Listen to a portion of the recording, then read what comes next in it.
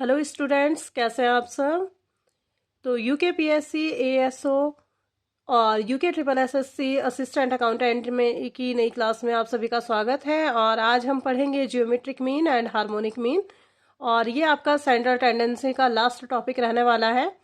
और साथ ही साथ इसके हम पढ़ेंगे अरिथमेटिक मीन की कुछ प्रॉपर्टीज़, जो मुझे ऐसा लगता है आपको प्रीवियस वीडियो में कुछ ढंग से समझ में नहीं आई होगी, वो भी मैंने आगे एक्सप्लेन करी है दोबारा से। और साथ ही साथ मैं इसमें एक बुक का पेज भी अटैच करूंगी, वो भी आपको ज़रूर पढ़ लेना है। वो पोजिशनल एवरेज और मैथमेटिकल एवरेज के बीच में क्या डिफरेंसेस होते हैं उसके बारे में उसमें बताया गया है, तो वो भी आपको ध्यान से पढ़ना है, खुद से ही पढ़ लेना आप। तो आज की वीडियो स्टार्ट करते हैं, बहुत ही बेनिफिशियल रहने वाली है आपके लिए, और बिल्कुल अच्छे से पढ़ेंगे ताकि किसी भी तरह की कोई प्रॉब्लम ना आए। तो स्टार्ट करते हैं यूके पीएससी एएसओ के लिए और UK triple SSC assistant accountant के लिए। और साथ ही साथ जहाँ पर भी जियोमेट्रिक मीन आता है, हार्मोनिक मीन आता है, हर किसी के लिए ये वीडियो बहुत ही बेनिफिशियल रहने वाली है, और इससे बाहर कुछ भी नहीं आना है। तो चलिए स्टार्ट करते हैं। सबसे पहले देखते हैं जियोमेट्रिक मीन हिंदी में क्या बोलते हैं बच्चों। हिंदी में बोलते हैं इसको गुणोत्तर माध्य। तो क्या होता है geometric mean? Is the nth root of the product of n values of a series. किसी भी सीरीज के nth रूट का प्रोडक्ट जो होता है n वैल्यूज का, वो क्या होता है? गुणोत्तर माध्य होता है। डेफिनेशन पे इसकी नहीं जाना है, इसे इस तरह से देखिए, gm is equal to nth root under root x1 into x2 into x3 and so on, कहाँ तक? xn तक, n वैल्यूज तक। ठीक है, कैसे?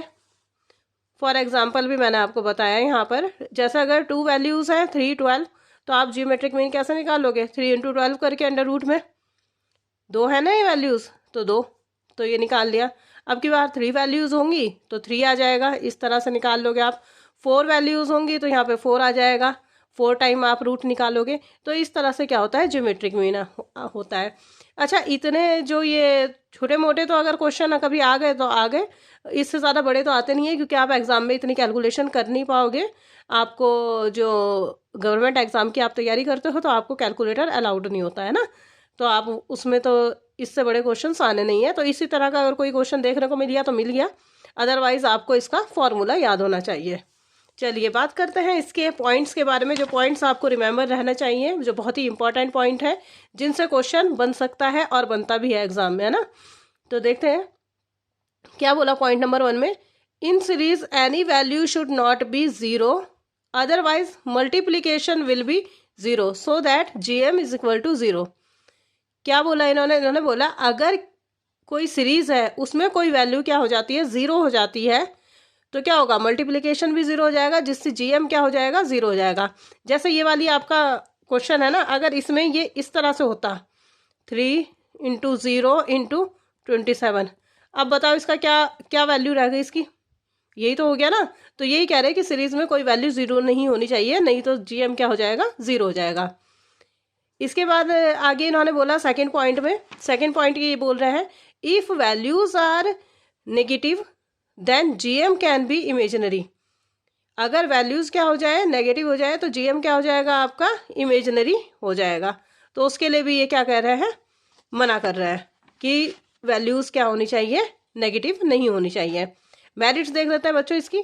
मेरिट्स में कुछ कुछ पॉइंट बहुत इंपॉर्टेंट होते हैं, जैसे एक ये है, इसमें क्या होती है? बैलेंस्ड सिचुएशन होती है। ठीक है, कुछ बहुत ही ज़रूरी इसमें वर्ड्स होते हैं, ये इन्हीं से क्वेश्चन बनता है। अगर आपको ये लग रहा है ना थ्योरी में कहाँ से क्वेश्चन बनेंगे, तो थ्योरी में यही जो छोटे छोटे पॉइंट लिखवा रही हूँ, यहीं से क्वेश्चन बनना है। कैसे? मेरिट्स क्या है इसकी? ये सब वैल्यूज पर डिपेंड करता है। देखो अभी मैंने बताया ना ऊपर कि अगर कोई वैल्यू 0 भी हो गई तो क्या कर देगा? इफेक्ट कर देगा। तो उसी तरह से ये सारी वैल्यूज पर डिपेंड करता है। एक भी वैल्यू इसकी नेगेटिव या वो होगी तो इफेक्ट पड़ जाएगा। इसमें निश्चितता होती है, बिल्कुल सही, क्योंकि कैलकुलेशन बहुत अच्छे से होती है, तो बिल्कुल सही इसका रिजल्ट आता है। जो एक्सट्रीम वैल्यूज होती हैं उनका क्या होता है? इस पर कम असर पड़ता है, लेकिन पड़ता है, कम असर पड़ता है ना। एल्जेब्रिक इनका बीजगणितीय एनालिसिस हो सकता है भाई, जब कैलकुलेशन बढ़िया तरीके से हो रखी है तो कर सकते हैं एनालिसिस भी।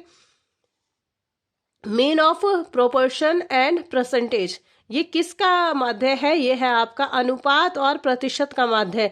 ये याद रखना, बहुत इंपॉर्टेंट लाइन बता रही हूँ। अनुपात और प्रतिशत का माध्य है ये क्या? जीएम। और इसमें क्या होती है? बैलेंस्ड सिचुएशन होती है। इसके बाद डीमेरिट्स क्या है इसकी? भाई हार्ड कैलकुलेशन है, जाहिर सी बात है, आपने देख ही लिया। अंडर रूट कितना निकाल सकते हो आप? कौन से रूट तक आप निकाल सकते हो, है ना? Not possible to know zero and negative values. अगर जीरो और नेगेटिव वैल्यूज हैं तो आप नहीं निकाल सकते इसको। Necessary to know all values, जरूरी है कि आपको सारी वैल्यूज पता हो। अनरियल नंबर, कभी कभी क्या होता है, अवास्तविक नंबर आ जाता है और इसका क्या होता है?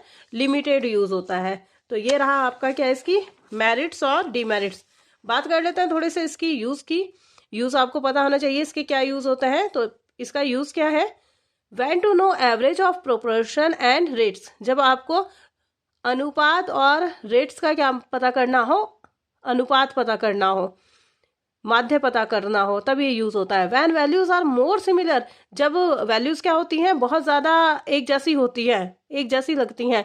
When small values are more important than big values, जब हमें छोटी वैल्यूज को ज्यादा इंपॉर्टेंट दिखाना हो, किससे? बड़ी वैल्यूज से, तब ये यूज होता है। तो कहीं भी आपको ये दिखे क्वेश्चन कि कौन सा ऐसा माध्य है जिसमें छोटी वैल्यूज इंपॉर्टेंट होती हैं बिग वैल्यूज से, तो आपका क्या आंसर होना चाहिए? Geometric mean. क्या जब आपको कहा जाए कि प्रोपोर्शन और रेट्स जानने के लिए कौन सा माध्य यूज किया जाता है, तो आपका आंसर होना चाहिए जीएम। तो ये याद रखना और इसके फॉर्मूलाज याद कर लेना। और ये एग्जाम में आपका आएगा नहीं, क्योंकि लॉग टेबल आपको दी नहीं जाती, तो आपको आंसर निकालने के लिए नहीं आएगा, लेकिन आपको फॉर्मूलाज पता होने चाहिए। इंडिविजुअल सीरीज में इसका फॉर्मूला होता है antilog sigma log x upon n, और डिस्क्रीट और कंटिन्यूस सीरीज में लॉग एक्स के साथ आपका एफ लग जाएगा, अपॉन में एन आ जाएगा, जैसा आता ही है। और ये इसका वेटेड भी निकल सकता है। वेटेड जीएम के लिए फॉर्मूला क्या हो जाएगा? Anti log log x W upon sigma W. तो ये आप याद रख लेंगे, ये इसके इम्पोर्टेंट वो थे। और जो मेन चीज़ मैं आपको बताती हूँ हमेशा ही कि किसी भी माध्य की आपकी प्रॉपर्टीज जो होती हैं वो मेन होती हैं, तो वो आपको पता होनी बहुत ज़रूरी होती है ना। तो सबसे पहली प्रॉपर्टी हम जीएम की देखते हैं क्या होती है। सॉरी। तो सबसे पहली प्रॉपर्टी इसकी ये होती है, if each object in the data set is substituted by the GM then the product of the object remains unchanged. क्या बोला इन्होंने? इन्होंने बोला कि जितने भी ऑब्जेक्ट हैं, जितने भी नंबर है किसी डाटा सेट में, अगर उन्हें उनके जीएम से यानी कि गुणोत्तर माध्य से बदल दिया जाए, तो क्या होता है? जो ऑब्जेक्ट, जो उनका प्रोडक्ट होता है, वो क्या रहता है? अनचेंज्ड रहता है। कैसे भाई, कैसे रहता है? अगर ऐसे प्रॉपर्टी समझ में ना आए तो एग्जाम्पल के थ्रू समझ लीजिए। जैसा आपको दिया है 3 12, 2 नंबर्स दिए हैं 3 और 12, आपने जीएम निकाल दिया। जीएम निकालने का ये फॉर्मूला होता है बच्चों, निकाल दिया। अब हमने क्या किया? हम दोबारा से क्या कर रहे हैं? जीएम निकाल रहे हैं, रिप्लेस कर रहे हैं जीएम को किससे? जो आंसर निकल के आया। यही बात इन्होंने बोली है कि अगर आप जीएम से रिप्लेस कर दें वैल्यूज को, तो आपने 3 और 12 की जगह पर क्या लिख दिया? 3 और 12 की जगह पर लिख दिया इसका जीएम, लिख दिया, और आंसर क्या आएगा? सेम। ये कह रहे हैं कि ये रिमेन अनचेंज्ड, यानी कि ये चेंज नहीं होता। सेकंड देखो, एक और इन्होंने प्रॉपर्टी बताई है, लेकिन ये लिखने में बड़ी वो थी, मतलब समझ में ना आती, तो मैंने इसको डायरेक्ट से करके दिखाया है। कैसे करके दिखाया मैंने इसको? जैसे आपके पास नंबर है 2 3 8 27, और आपने इसका जीएम निकाल दिया इस तरह से करके 2 3 8 27, इसका आपने 4th रूट निकाल दिया, तो ये आ रहा है 6। ठीक है, कैलकुलेशन आप करके देख लेना। क्रॉस चेकिंग भी करनी चाहिए कि करवा रही हूँ जो सही भी करवा रही हूँ या नहीं, है ना। तो इसमें कैसे करते हैं? अगर ऐसा किया जाए, यानी कि ये 2 और 3 जीएम से छोटा है ना, तो इसको तो रख दो अपॉन में जीएम के, और ये दोनों क्या है? जीएम से बड़े हैं, इनको इधर ले जाकर क्या कर दो? इनके ऊपर रख दो। तो ये क्या होता है? इस तरह से कैलकुलेशन जब आप करोगे तो दोनों तरफ की क्या आती हैं? बराबर आती हैं। यही इन्होंने इसमें बताया कि अगर इस तरह से किसी सीरीज को किया जाए जीएम के साथ, तो ये क्या रहता है? जीएम के बराबर ही आंसर आता है। ये इंपॉर्टेंट नहीं है सारा ये वाली प्रॉपर्टी, लेकिन पता होनी चाहिए। देखते हैं नेक्स्ट प्रॉपर्टी बच्चों, तब तक के लिए सीन आ जाओ।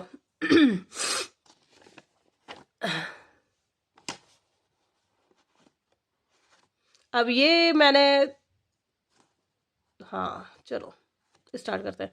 थर्ड क्या है आपकी, कह रहे हैं कि जो ज्योमेट्रिक मीन है उसके लॉगरिथम से सीरीज के वेरियस वैल्यूज के लॉग्स के डेविएशन का टोटल 0 होता है। कैसे होता है 0, क्या लाइन उन्होंने बोली, एग्जाम्पल के थ्रू समझते हैं। ये एग्जाम्पल दिया है आपको 2387, ये एग्जाम्पल दिया है आपको बच्चों। और जीएम इसका है 6, कैसे है 6, ये अभी मैंने पीछे वाले क्वेश्चन में आपको करके दिखाया।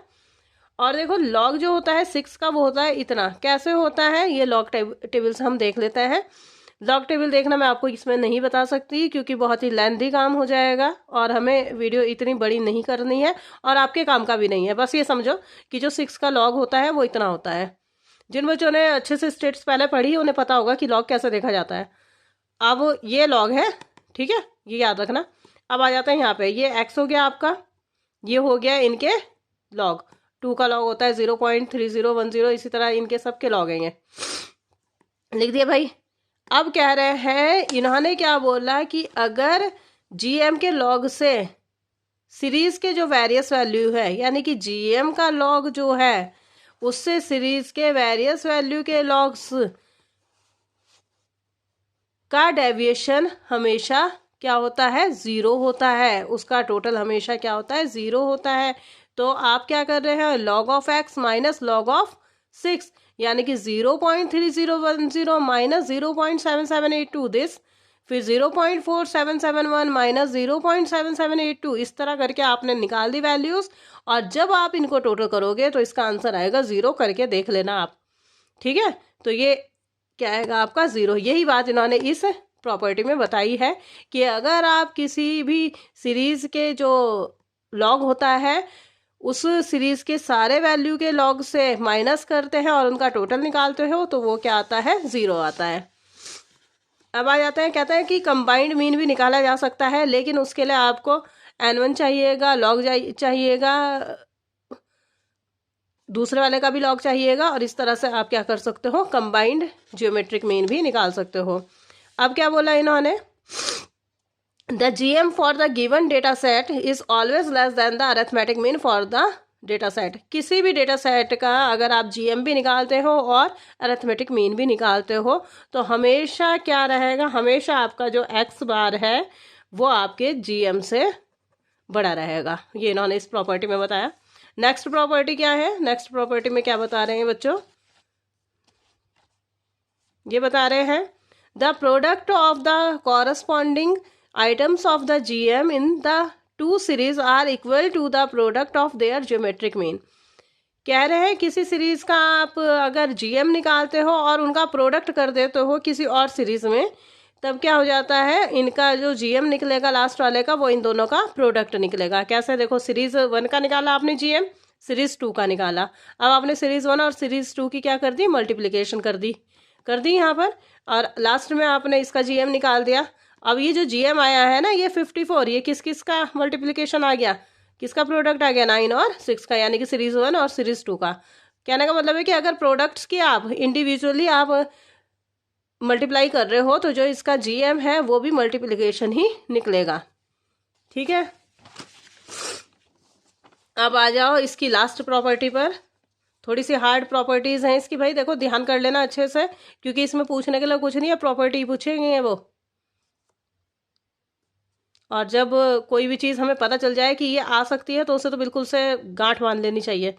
अब देखो next property, any two series के कॉरस्पॉन्डिंग वैल्यूज के प्रोपोर्शन का जीएम उनके अलग अलग जीएम के प्रोपोर्शन के इक्वल होता है। सेम वही मल्टीप्लिकेशन करोगे तो आप मल्टीप्लिकेशन में आंसर आता है, आप अगर इनको डिवाइड करते हो, डिवीज़न करते हो, तब इनका डिवीज़न आंसर आता है। सीरीज 1 है, सीरीज 2 है आपके पास, निकाल रखा आपने सीरीज 1 को सीरीज 2 से डिवाइड कर दिया तो ये आ रहा है आपका, तो जीएम आपका कितना बन गया 1.5, जो कि आपके इस वाले जीएम 9 और इस वाले जीएम इसके इक्वल होगा। जी आ रहा है आंसर। अब आ जाते हैं हार्मोनिक मीन में, है ना भाई। हार्मोनिक मीन कुछ नहीं होता, क्या होता है कि सीरीज को पहले उल्टा कर दो और फिर जो उसका आंसर आए उसको उल्टा कर दो, तो ये आपका निकल के आ जाता है ये हार्मोनिक मीन। कैसे, आपको सीरीज दी है 2 4 6 आपने क्या किया, सीरीज को ऐसे कर दिया पहले, फिर जो भी इसका आंसर आए, जो भी सपोज इसका आंसर कुछ भी आए, कुछ भी एक्स आया इसका आंसर ना, फिर लास्ट में आपने उसको भी क्या कर दिया, ये कर दिया 1/x। तो ये हो जाता है आपका क्या, हार्मोनिक मीन। क्या बोला इन्होंने, the reciprocal of the average of the reciprocal of the data values. जो डाटा वैल्यूज के रेसिप्रोकल है, अगर उनके एवरेज का भी रेसिप्रोकल कर दिया जाए तो क्या हो जाता है, हार्मोनिक मीन। इंडिविजुअल के लिए हार्मोनिक मीन का फॉर्मूला ये होता है रेसिप्रोकल x/n, और डिस्क्रीट और कंटिन्यूस के लिए फॉर्मूला हो जाता है x के साथ f की भी मल्टीप्लाई हो जाती है, आंसर आ जाता है। इसमें कोई ज़्यादा रॉकेट साइंस नहीं है, ये अपना आराम से हो जाएगा, कोई ज़्यादा आना भी नहीं है क्वेश्चन। लेकिन बस फार्मूलाज कहती हूँ ना हमेशा कि फार्मूलाज आपको आने चाहिए, वो बहुत ज़्यादा ज़रूरी हो जाते हैं। देख लेते हैं बच्चों, मेरिट्स और डीमेरिट्स, ये बहुत ज़रूरी होती हैं। ये भी बेस्ड होता है सभी वैल्यूज़ पर, सर्टेन होता है, क्लियर होता है बिल्कुल, लेस इफेक्ट बिग वैल्यूज़, वहाँ भी यही था। Possible algebraic analysis, so difference values series useful, जिसमें बहुत ज़्यादा डिफर हो वैल्यूज़ उसके लिए बहुत यूज़फुल है। क्वांटिटी वैल्यू, जहाँ पे ज़्यादा वैल्यूज़ हों। स्पीड एवरेज के लिए ये क्या होता है, यूजफुल होता है, ये याद रखना। हार्ड टू कैलकुलेट होता है, necessary to know all values of series, imaginary number. तो ये सब क्या होता है, इसके डिमेरिट्स होते हैं, ये याद कर लेना बच्चों अच्छे से, ये बहुत काम आने वाली चीजें हैं।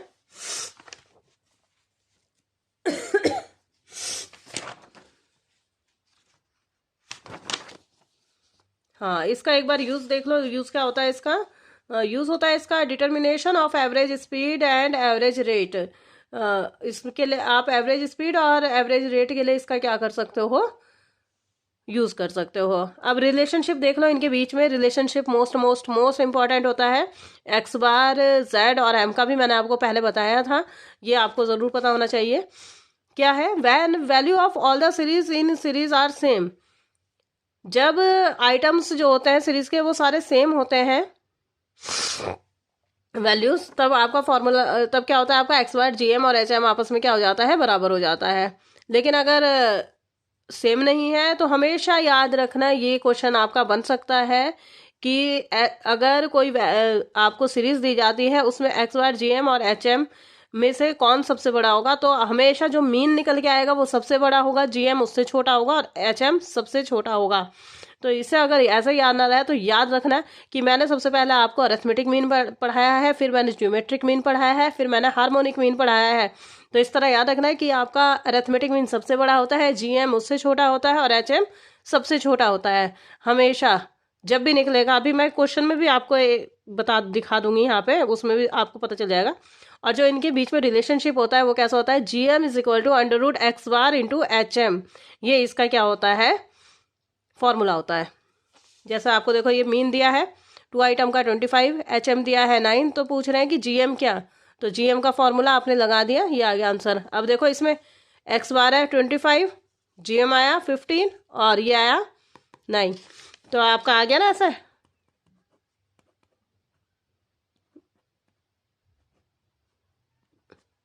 हो गया ना ऐसे ही,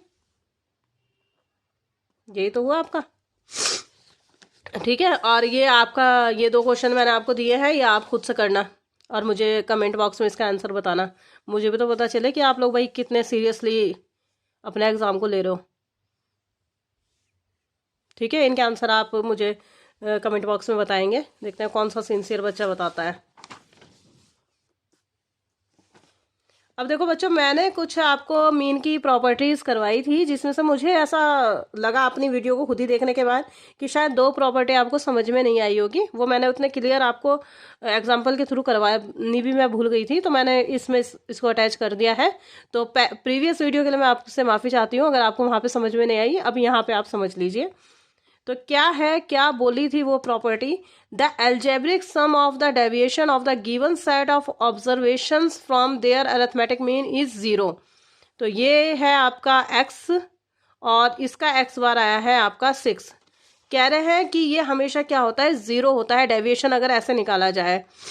कैसे निकाला जाए, 2 - 6 - 4, 4 - 6 - 2, 6 - 6, ये तो ये हमेशा क्या आएगा, 0। मतलब एक्चुअल अरिथमेटिक मीन से हमेशा जो डेविएशंस होते हैं वो 0 आते हैं। ये प्रॉपर्टी थी एक प्रॉपर्टी ये थी इसकी बच्चों, the sum of the squares of deviations of the given set of observation is minimum when taken from the arithmetic mean. अगर आप अरिथमेटिक मीन से डेविएशंस लोगे, डेविएशंस का स्क्वायर लोगे, तो हमेशा वो क्या होगा, मिनिमम होगा। कैसे, अब देखो ये एक सीरीज ले रखी है मैंने 2 4 6 8 10 एक्स बार, ये हो गया आपका, ये हो गया आपका, मैंने क्या कर दिया, इसका स्क्वायर कर दिया, इसका ना एक्स माइनस एक्स बार का, 4 -4 का हो गया 16, ये सब हो गया। तो टोटल आ गया आपका कितना बच्चों, टोटल आ रहा है आपका ये 40। ठीक है, कह रहे हैं मिनिमम होगा, यानी कि ये चीज़ मिनिमम होनी चाहिए। अब की बार मैंने क्या करा, किसी और नंबर को ले लिया, ये हो गया। अब मैंने इसमें से नंबर क्या ले लिया, 2 ले लिया, या मैं 8 ले लेती, 10 ले लेती, कुछ भी ले सकती थी। तो इस तरह से करके हमने निकाला, फिर हमने इसका डेविएशन ये डेविएशन निकाल दिया, फिर उसके बाद हमने इसका स्क्वायर कर दिया। जब हमने इसका टोटल करा तो हमने देखा ये तो आ रहा है 120 और ये आ रहा था 40। तो यही बात ये कह रहे हैं कि डेविएशन अगर आप अरिथमेटिक मीन से निकालते हो तभी वो मिनिमम होता है, अदरवाइज वो मिनिमम नहीं होगा। तो ये इन्होंने बताया। इसके साथ ही मैं आपको क्या कर रही हूँ, इसके साथ मैं एक अटैच कर रही हूँ आपको नंबर, एक और वो एक फ़ोटो अटैच कर रही हूँ, उसे भी आप अच्छे से पढ़ लेना। तो जल्दी मिलेंगे, यहाँ पर आपकी सेंट्रल टेंडेंसी खत्म होती है, और जल्दी मिलेंगे नेक्स्ट वीडियो में। तब तक के लिए bye bye, take care, all the best.